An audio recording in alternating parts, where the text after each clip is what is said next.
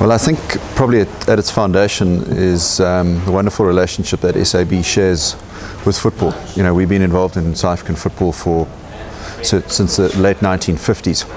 And credit to the administrators that although there are lots of people bringing a lot of money to football now, they're very cognizant and appreciative of the fact that we were there for many, many years. And at the forefront of that is Dr. Ivan Khoza, and I was having a meeting with him some time back, just expressing an interest in getting involved in the PSL clubs. And it was actually his idea of hosting a pre-season derby. And not only did he initiate that actual idea, but when we came back to him with was really quite a risky and innovative idea in letting fans select the team, he embraced it with open arms immediately. And I think, you know, without, you know, his support as well as Kaiser Chiefs support with Kaiser Motong, you know, really what's been on a global stage been a huge event. This would never have taken place. So I think although there's been some really good thinking behind the scenes at SAB on the marketing front, this would never have been able to be done without real partnerships that we've got with some of South Africa's leading football administrators. I would say from the initial conversations with Dr. Khoza, we probably concluded the concept within a year from the original discussions. For me, the event is actually quite a small part of the whole picture. And in fact, when we were having discussions with the football administrators up front, you know, they were suggesting that maybe we expand the event to several matches.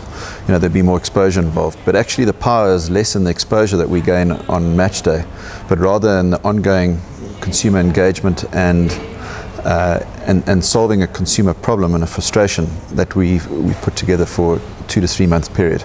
And that's really where the power lies. You know, it's wonderful to have had a full house, wonderful to have fantastic TV audiences, but really it's what impact that has on consumer belief, behavior and attitudes towards Carling Black Label. And you know, really excitingly, we can see that there are many measures that have improved significantly, and the brand is, you know, from a sales point of view, is doing extremely well now. The Carling Black Label team, you know, any idea, you know, there are lots of good ideas, but very few people implement them that well. And the Carling Black Label team did the most outstanding job in activating it, not only in terms of their thinking, the investment that they put behind it, and the quality of the executions. So we were on television, on radio, on social media. We packaged 300 million bottles, if I remember correctly. We went into 15,000 outlets. It was extensive and it was deep, and it's no coincidence that the whole event was a huge success when you look at what brilliant activation the brand team did.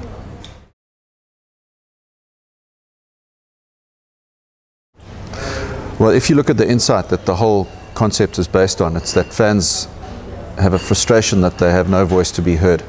And I think when I'm long gone from this planet, that will be a frustration of fans, whether they're in China or Chile or anywhere in between. So the concept could go for another 100 years comfortably. Interestingly enough, you know, I've just been at a major sponsorship conference in London where some seriously big clubs were fascinated with what we did. So yeah, we might see some other parties copying the idea.